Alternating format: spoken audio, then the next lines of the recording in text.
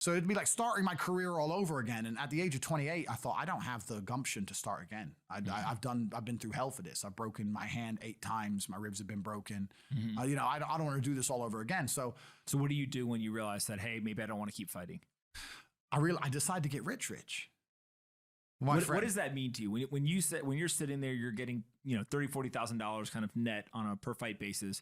Is rich to you like, hey, I want a couple $100,000, $1 million, $20 million, $1 billion? I wanted 30 or 40,000 every month. 30 or 40,000 every month, so about $500,000 a year, give or take. Okay. I thought if I had that much money, I could do whatever I wanted. Okay. That's what I decided. So what's step one that you do? So step one is, maybe that's how we ended up here together, my friend. Step one is decided to be very logical about it. Chess player, right? So it's like, I want money. What is money? How do banks work?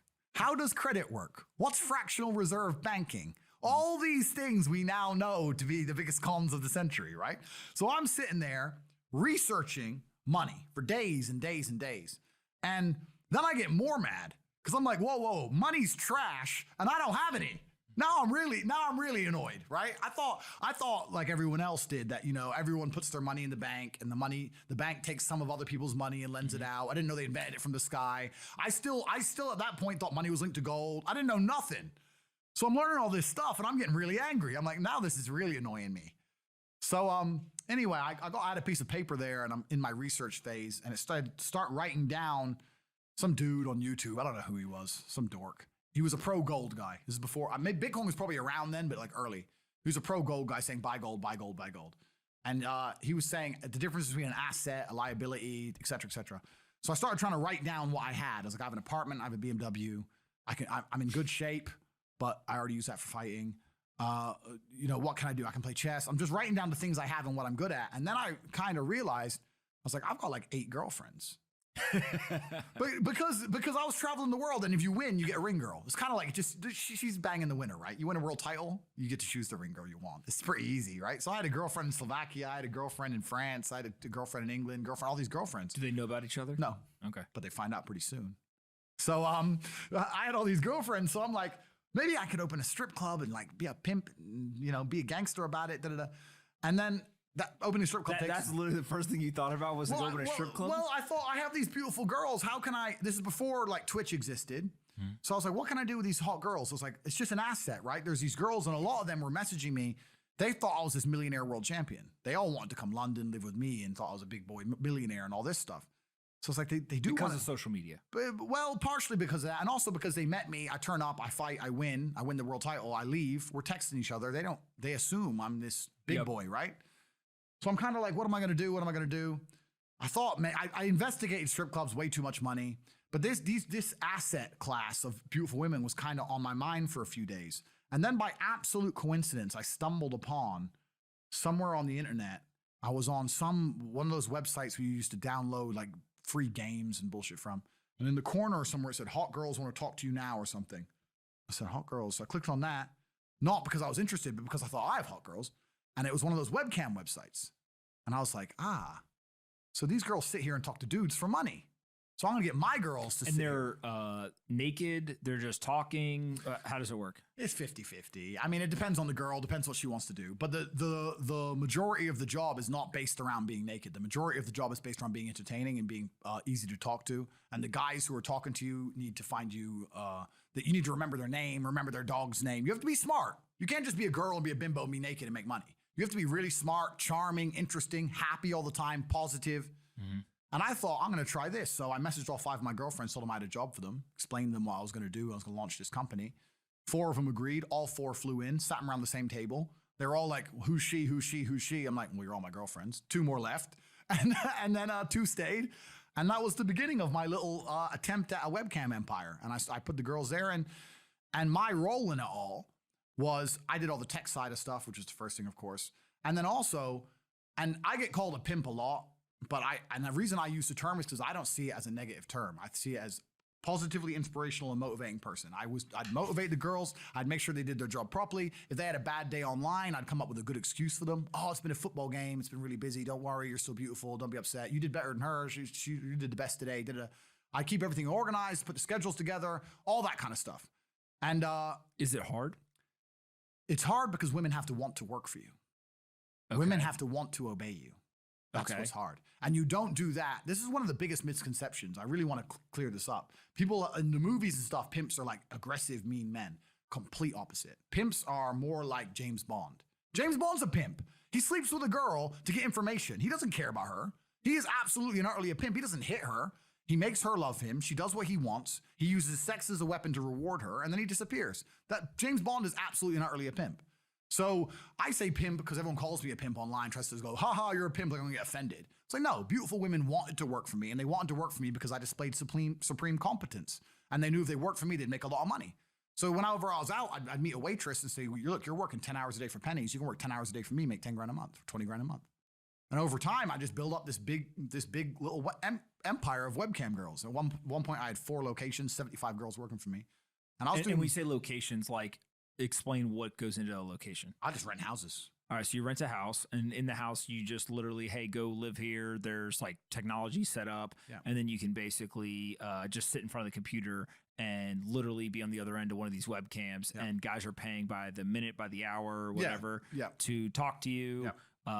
It's their choice whether they are doing it fully clothed, just talking, getting naked, whatever, and then you're taking some cut of it. Yeah, basically. So I had girls who would live in the house, and that was pretty impressive. I just broke down the webcam business. Bang, you done it, man. You nailed it. No background information. Yeah, you nailed it. You nailed it. You nailed it. So the girls who lived in the house would have set amount of hours they want to do, and then we'd have rooms that they could book in and do X amount of hours. A girl could come and do one a week or whatever. We'd have rooms they could share. And then, very much exactly like you said. They'd go online, they'd do their hours, they'd have their regular customers, they'd get their money. And then I'd take around half of the money, around 50%. You take 50%. Around 50%. Okay. Is that high or low compared to the rest of the industry? I'll tell you why it's very low. It's low because every time a girl would quit and try and do it by herself, she'd make a fraction of the money overall because she hasn't got the instruction, she hasn't got the motivation, she's just lazy with it, right? And women have a very different mentality to money than men. If you show a woman how to make $1,000 in an hour, she'll think, I only have to work an hour a week. Whereas if you show a man how to make $1,000 an hour, he thinks, I can make $18,000 a day. That's the difference between us. So if I had a girl working for me making $20,000, she got 10, I got 10. If she quit, she'd make 3 for herself, if that. So they made nothing by themselves. They didn't have the instruction, the motivation. Are there other people like you doing this at the time? At the time, I didn't know anybody else doing it like me. Okay. I've now discovered in certain countries, like in Romania and the places I live now, there's a lot of boys doing this. This is big business. In Colombia, Brazil, this is big. And all the big models on OnlyFans and webcam, nearly all of them work for men. Nearly every single, I would say now, if you see a model and she's really big, she's working for a man. Okay, this is fascinating because take OnlyFans. Yep. We know it's a massive business, right? Yep. It's as much of a technology business as any other business that people want to talk about. I think people get very uncomfortable talking about some of it just because there's this element of like sex and exploitation and whatever. Where's the line, right? And I ask you because I think that you've seen kind of different variations of this. You know a lot of the players, etc. Is this is just a business and people can do what they want to do, both as the customer side and the other, and it's like a marketplace? Is it no? There's like ethical concerns. Like, how do you view? I have absolutely zero ethical concerns. I totally view it free market capitalism, and the reason is this: if I were to shut down all my webcam operation, I still have a little bit today. I still have 4 girls working for me. If I were to shut it all down, it's kind of like. If an alcoholic walks into your liquor store and you deny him vodka, does he stop being an alcoholic or does he buy it somewhere else? Like, you can't stop. These guys want to spend money.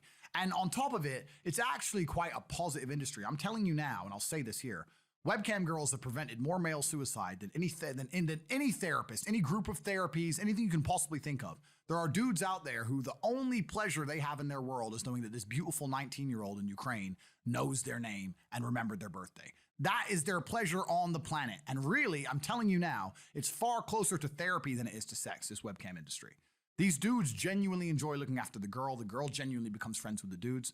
And overall, it's a very positive thing. I've had girls work for me who had one boyfriend their entire life, and they met him when they were 17, and now they're 25, they're with the same guy. I have some girls working for me who so they basically they're in a relationship. Yeah, and it's just money. Pure work. It's just money. It's just work, right? It's just, no guy touches them. It's all digitalized. It's all just pixels on a screen. Obviously, you have the odd girl who's a complete hoe, and she'll be a cam girl and also a prostitute and stuff. But if you can make $30,000, $40,000 a month from a computer, why would you go be a hooker? Why would you get up and get dressed and go out there? Like, why would you even do that? Like, a lot of these girls are a lot more pure than men will give them credit for. This is fascinating to me because I think that people look at it the exact same. right? Most of like the general public, if they hear you talking about webcam girls and like this whole business, etc., they immediately like, oh, that's prostitution. Yeah. But it coming from like a technology standpoint, not having thought a lot about this before, there's a very interesting world where you start to think about like, okay, if it's a real person, then there's ethical concerns. What happens if all of a sudden it's just literally a avatar? Yep. Right. And it just looks really, really real. And that's starting to happen now. Oh, really? Yeah. We're starting to get like, there's a couple of accounts on some of these webcam things, and it's like a Barbie. And it is a girl controlling the Barbie, but she like controls Barbie. She has a personality for the Barbie. No, literally, it's a Barbie doll. Oh. And she's like controlling the Barbie, has a personality for the Barbie. That's and a little like weird. It's weird. But the world, but hey, the world is weird. But my point is, I didn't have ethical concerns because the girls, no one exploited the girls. I made girls rich. I didn't exploit women. Are there female bosses in any of these organizations? You do usually have like a girl boss. Okay. Which is usually the best cam girl. Okay. So you do have a girl boss, but there always has to be a man at the top. There's because women won't give their money to a woman. What do you mean? If you had a woman who was in charge of a bunch of women, all the women at the bottom would look up and say, why is she not on cam? Why am I giving her my money? Whereas a man, they can go, but he's the man. If they truly respect you, they understand that you know things they don't know. Basic things, my friend. Basic things. So no woman's ever run one of these organizations? I don't know, maybe, but I never met one. Every man I know who was doing this was a man. And the women liked it. Even if he wasn't sleeping with all the girls. I should get one of them to come in here and do an interview and explain this. Absolutely. But even if you're not sleeping with all your girls, you're obviously sleeping with some, whatever. But you have to be Wait, hold on. You can't say that offhand comment. Just keep going. I like 65% of them. But 65% of the people who worked for you, you're sleeping with. Well, they wanted to. I mean, if a woman respects you enough to work for you, then she respects you. It's like the old adage of the woman at the office liking her boss, right? You're her boss. She's naked in your house. You've made her millions and millions. You got a Lambo out front. You're the big G.